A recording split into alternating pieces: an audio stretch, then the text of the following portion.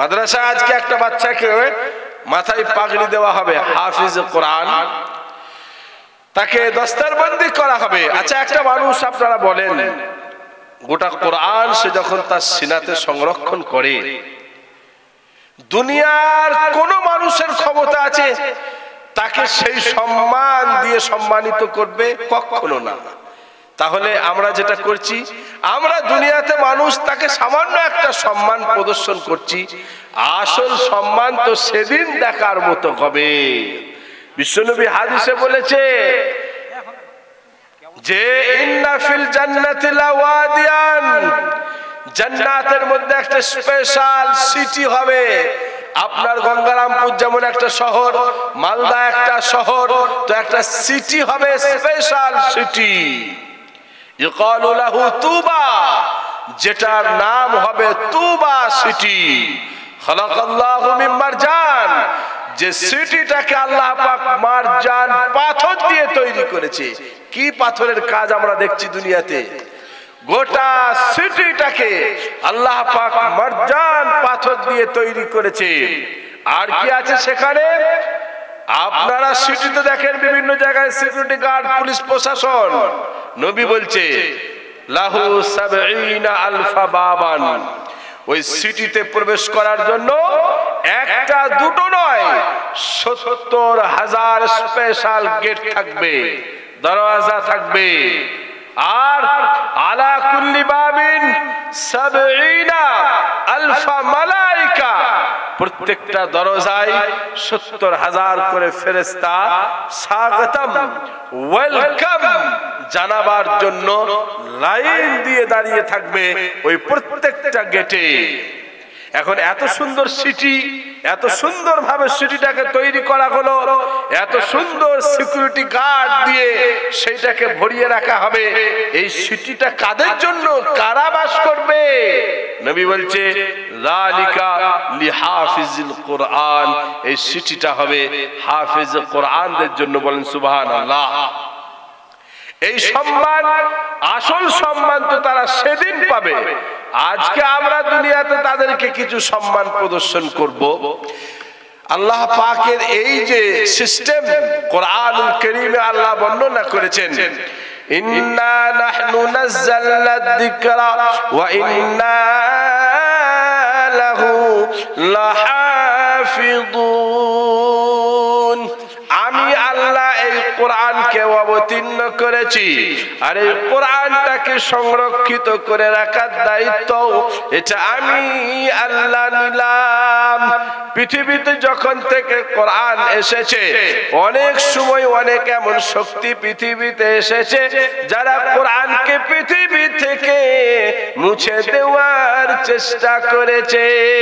কুখ্যাত ইংরেজরা ভারতবর্ষকে, এই অবিভক্ত ভারতবর্ষকে শাসন করেছে ২৫০ বছর ধরে। তারা এক সময় বলল এই পৃথিবী থেকে, এই ভারতবর্ষ থেকে আমরা কোরআনুল কারীমকে শেষ করে দেব। একটা দুটো নয়, একটা দুটো নয়, ৩ লাখের বেশি কোরআনের এই কপিগুলো তারা নিয়ে গিয়ে সমুদ্রে নিক্ষেপ করেছে। আমাদের উলামায়ে কেরামেরা বলেছে এর দ্বারাই কি করতে চাইছো বলো? তারা বলে আমরা পৃথিবী থেকে কোরআন মুছে দিতে চাই। বলল আচ্ছা তাই নাকি? ৮ বছর ৯ বছরের দুটো হাফিজ কোরআনকে তাদের সামনে পেশ করা হয়েছে, বলা হয়েছে শোনাতে শুরু করো।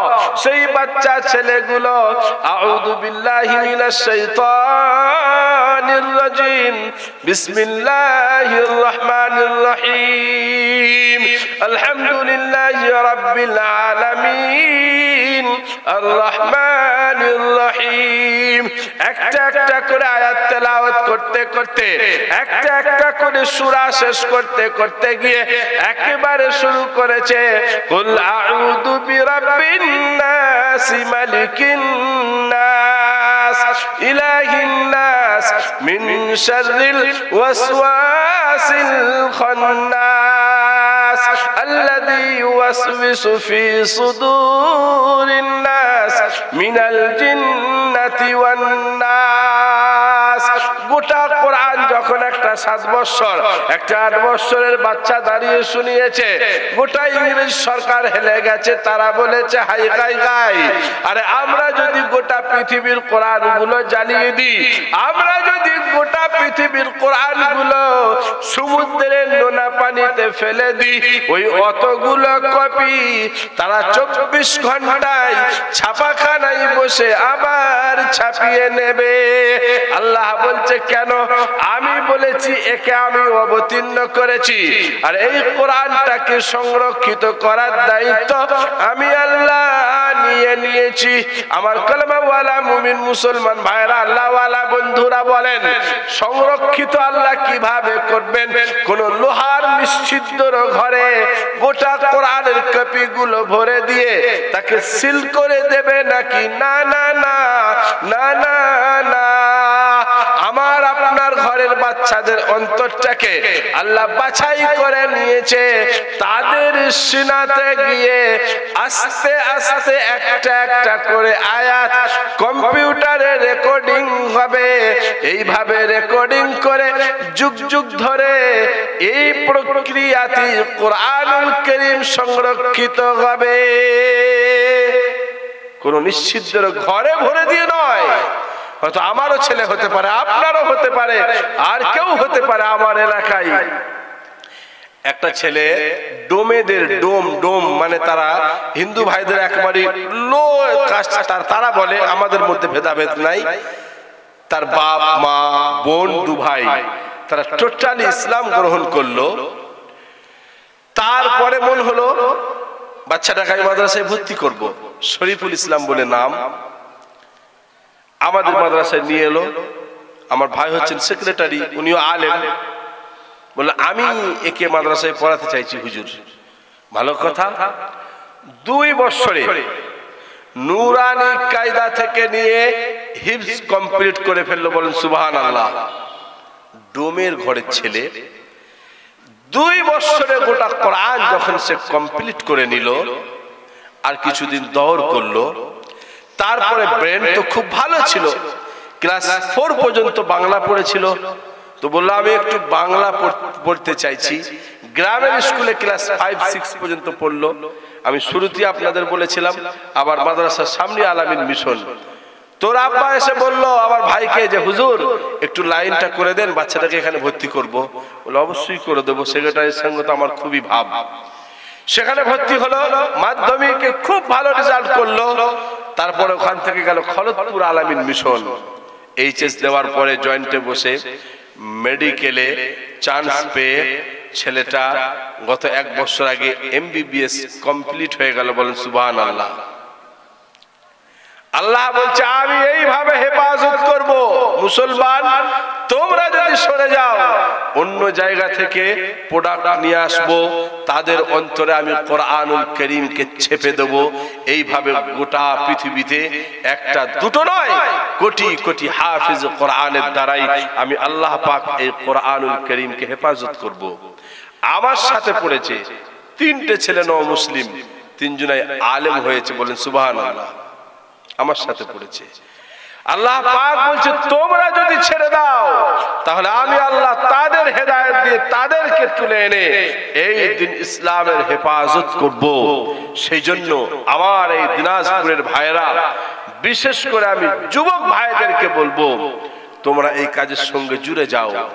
এদের সম্মান আমি বলেছিলাম সেই দিন এরা পাবে। ইংরেজ তাদের সামনে যখন আমাদের বাচ্চারা কোরআন পড়েছে, তাদের ব্রেনের তার কেটে গেছে। ঠিক এইভাবেই আল্লাহ বলবে ওদের ব্রেনের তার তোমরা কেটে দিয়েছিলে, তো কাল কিয়ামতের ময়দানে হাফিজ কোরআনকে বলা হবে, নবী বললেন তাকে বলা হবে ইকরা ওয়ারতাকি ওয়ারাতিল কামা কুনতা তুরাতিলু ফিদ দুনিয়া فإن منزلك عند آخر آية تقرأها। হাফিজ কোরআন পড়ো পড়ো, সেদিন তো তোমাকে নিয়ে যে পড়া করানো হয়েছিল বাতিলদের সামনে, যাদের চিন্তা চেতনা ছিল কোরআন মুছে দেব তাদের সামনে আজকে বলছি পড়ো পড়ো, তাকে সেদিন বলা হবে তুমি একটা একটা করে আয়াত পড়তে পড়তে চলে যাও, তোমার সম্মানের উচ্চ শিখর হবে সেটা যেটা হবে তোমার শেষ আয়াত।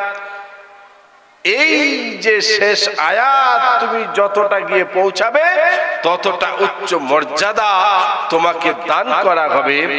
এর দ্বারাই অনেক সময় বোঝা যায় যে একটা মানুষ গোটা কমপ্লিট কোরআনুল কারীম সে হিফজ করেছে, সে শুরু থেকে শোনাবে শেষ পর্যন্ত পৌঁছাবে।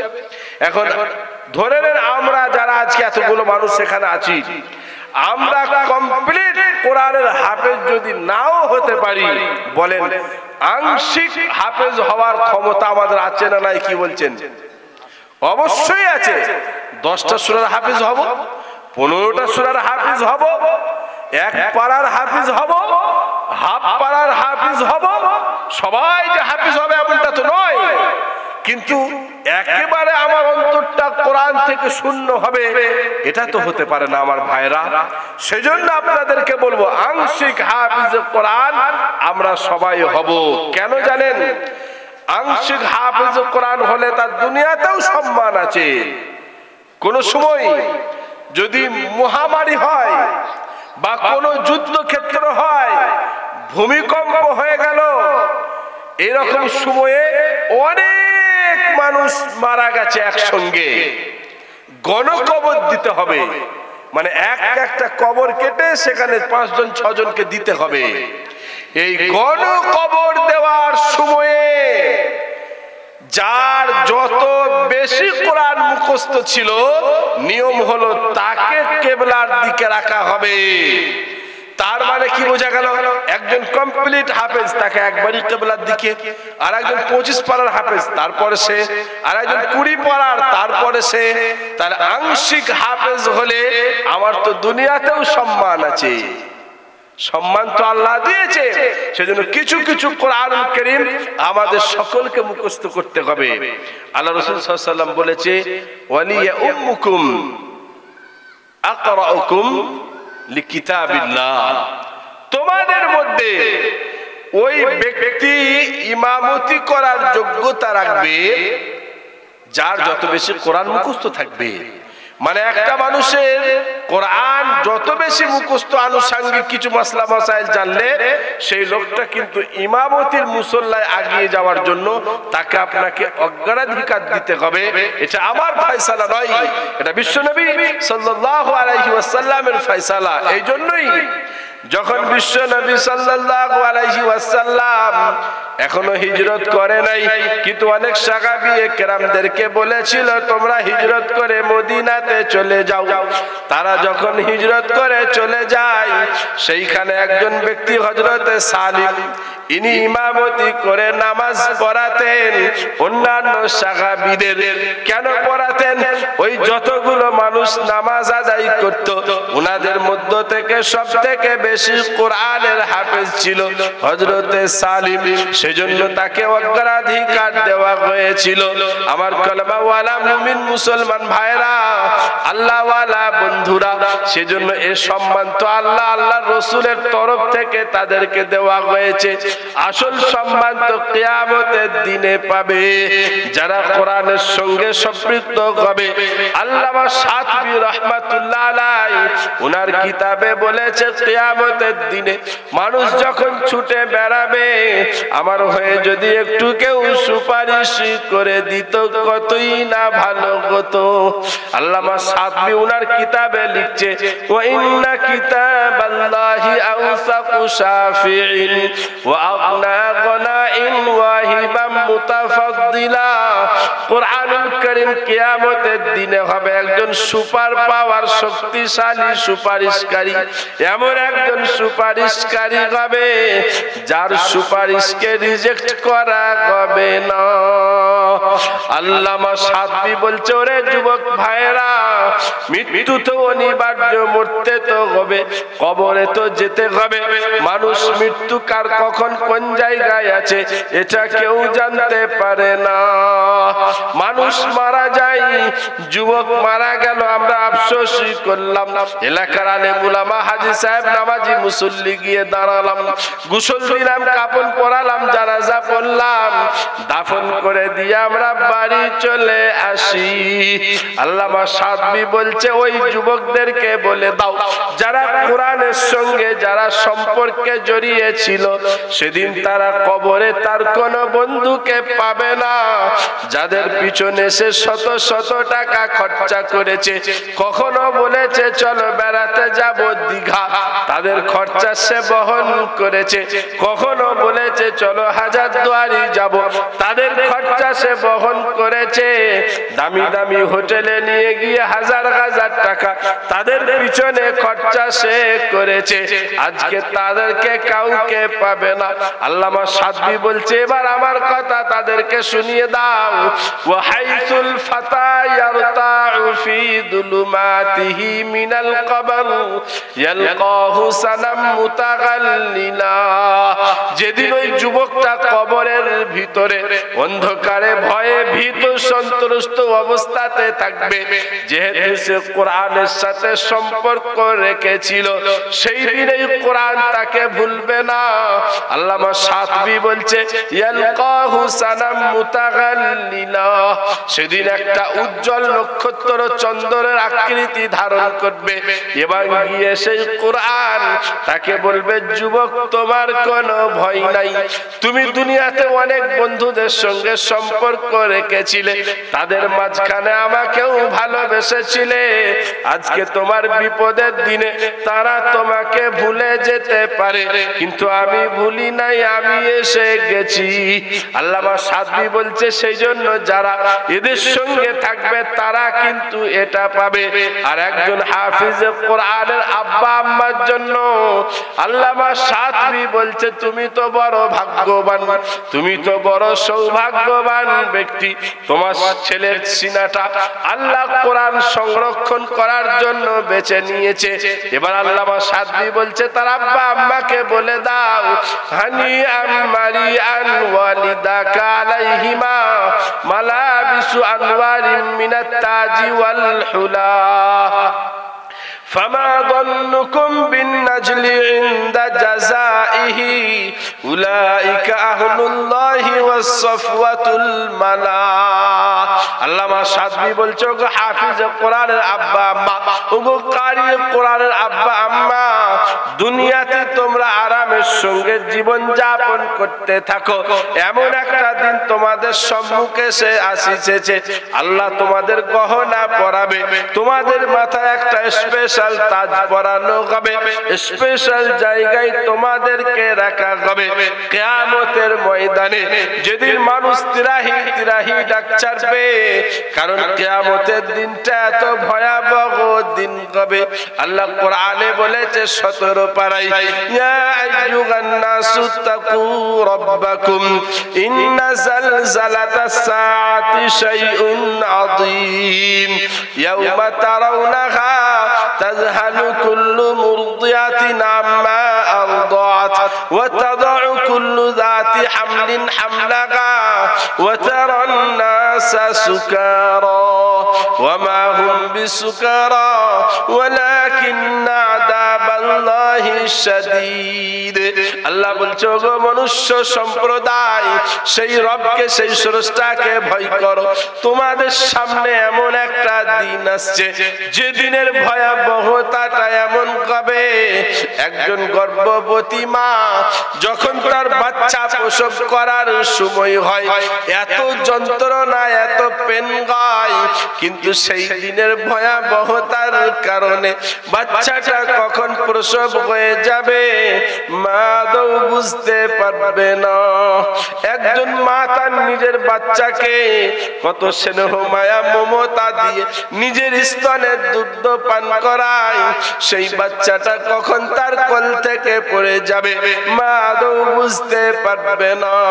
মানুষগুলোকে দেখে মনে হবে ব্যালেন্স হারিয়ে ফেলছে, টলমল মাতাল, কিন্তু আল্লাহ বলবে না না, এরা কেউ নেশা করে নাই, ওয়ালাকিন ওয়ালাকিন্না আযাবাল্লাহি শাদীদ, বরঞ্চ এরা আমার কঠিন আযাবে আজকে গ্রেফতার হয়েছে। সেই দিনটা এমন একটা ভয়াবহ দিন হবে যেদিন কিছু মানুষ তারা আল্লাহর দরবারেতে জোরহাত করে যাবে, রব্বানা আবসারনা ওয়া সামিনা ফারজিনা নামাল সালিহা ইন্না মুকিনুন। তারা গিয়ে বলবে, ওগো আমাদের রব, ওগো আমাদের স্রষ্টা, জাহান্নামীদের অবস্থাগুলো আমরা সচক্ষে দেখতে পাচ্ছি।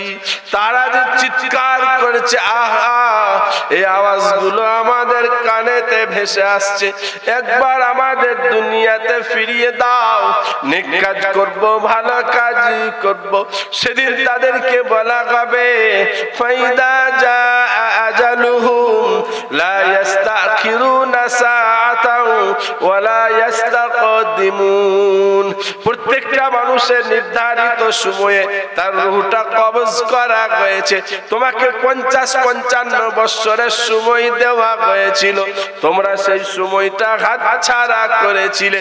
আজকে আর সময় দেওয়া হবে না, সেদিন ধিক্কার জানানো হবে, তাদেরকে ধমকি হুমকি দেওয়া হবে। আল্লাহ বলছে সেই দিনটা এমন একটা দিন হবে। 18 পারা কিছু মানুষ তারা এসে কেঁদে কেঁদে বলবে, রব্বানা গলাবাত আলাইনা শিকওয়াতুনা ওয়া কুননা কওমান দাল্লিন রব্বানা আখরিজনা মিনহা ফাইন উদনা ফাইন্না যালিমুন ক্বালা ইখসাউ ফিহা ওয়া লা তুকাল্লিমুন। তারা গিয়ে বলবে, ওগো আমাদের রব, আমরা পথভ্রষ্ট ছিলাম, গোমরা ছিলাম, আমরা বুঝতে পারি নাই, সেই জন্য আমরা সেই দিন ভালো কাজগুলো করতে পারি নাই। একবার আমাদের সুযোগ দাও, ফিরিয়ে দাও, যদি এই অন্যায় কাজগুলো আমরা করে আসি, যত সাজা তুমি দেবে মাথা নত করে নিয়ে নেব। সেদিন তাদেরকে ধমকি দিয়ে বলা হবে, ইখসাউ ফিহা ওয়া লা তুকাল্লিমুন, চুপচাপ থাকো, আমার সাথে কথা বলতে পাবে না। যেদিন কথা বলার ছিল সেদিন কথা বলো নাই, আজকে হিসাব নিকাশ হবে ইনসাফের সাথে, আর কোনো কথাবার্তা আলোচনা হবে না। তো এই যে এই রকম দিনটা হবে, আল্লামা সাতবী বলছে এত টেনশনের দিনে সেই তার আব্বা মাকে একটা আলাদা সিংহাসনে বসানো হবে। যত মানুষ সেদিকে যাতায়াত করবে তারা বলবে, এরা কারা? আজকে মহা বিপদের দিনে যাদেরকে এইভাবে সম্মানিত করা হয়েছে, সেদিন তাদেরকে বলা হবে, এরা হলো তারা যারা তার নিজের কলিজার ছেলেটাকে মন চাই নাই তারপরেও মাদ্রাসাতে দিয়ে গেছে। বাড়িতে গিয়ে একদিন বিরিয়ানি করেছে, স্বামী স্ত্রী বিরিয়ানি এক দস্তরখানাতে নিয়ে যখন খেতে বসেছে, সর্বপ্রথম তার মায়ের চোখ দিয়ে পানি ঝরতে থাকে।